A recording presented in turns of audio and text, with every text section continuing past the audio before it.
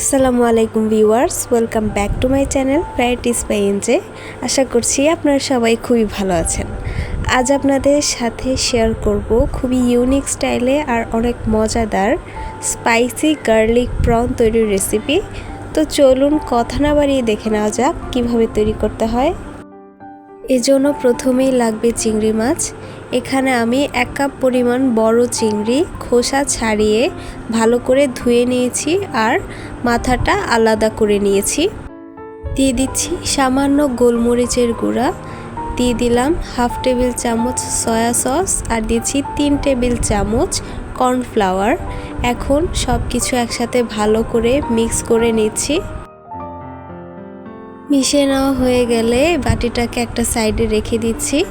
এখন আমি একটা স্পেশাল সস তৈরি করে নিব। এজন্য একটা বাটিতে নিয়ে নিচ্ছি 2 টেবিল চামচ টমেটো সস, নিচ্ছি 1/2 টেবিল চামচ সয়া সস, দিয়ে দিলাম 1 চা চামচ চিনি, সাথে দিচ্ছি 1 টেবিল চামচ চিলি সস। এখন এই সসটাকে ভালো করে মিক্স করে নিচ্ছি। চুলায় একটা প্যান বসিয়ে দিয়ে দিচ্ছি পর্যাপ্ত পরিমাণ ডুবো তেল।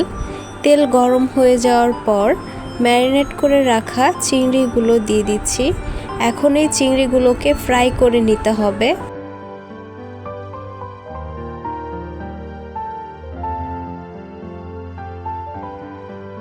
চিংড়ির এক সাইড ভাজা হয়ে গেলে অন্য সাইড উল্টে দিতে হবে।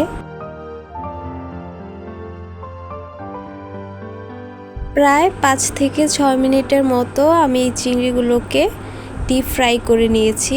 এখন তেল থেকে তুলে নিচ্ছি। একটা প্যানে দিয়েছি সামান্য রান্নার রেগুলার তেল। এরপর দিয়ে দিলাম 1/2 চা চামচ রসুন কুচি আর 1/2 চা চামচ আদা কুচি। আদা রসুন কুচিগুলো কিছুক্ষণ ভেজে নিচ্ছি। এরপর দিয়ে দিলাম 1 চা চামচ চিলি ফ্লেক্স। চিলি ফ্লেক্সের পরিমাণটা আপনারা আপনাদের ঝালের টেস্ট অনুযায়ী বাড়িয়ে বা কমিয়ে ইউজ করতে পারেন। আমি ঝালটা বেশি খাই তাই চিলি ফ্লেক্সটা একটু বেশি দিয়েছি। ভাজা হয়ে গেলে তৈরি করে রাখা সসটা দিয়ে দিয়েছি। 3-4 মিনিট পর ভেজে রাখা চিংড়িগুলো এই সসের মধ্যে দিয়ে দিয়েছি। এখন এই চিংড়িগুলোকে ভালো করে সসের সাথে মিশিয়ে নিচ্ছি।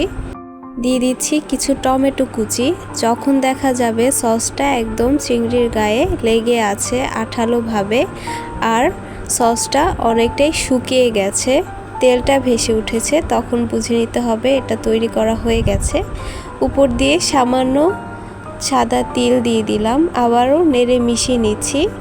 তো আমার রান্নাটা হয়ে গেছে, এখন এটা একদম রেডি সার্ভ করার জন্য। সো ভিউয়ার্স, এই ছিল আমার আজকের রেসিপিটা ভালো লেগে থাকলে বাসায় অবশ্যই একবার ট্রাই করে দেখবেন।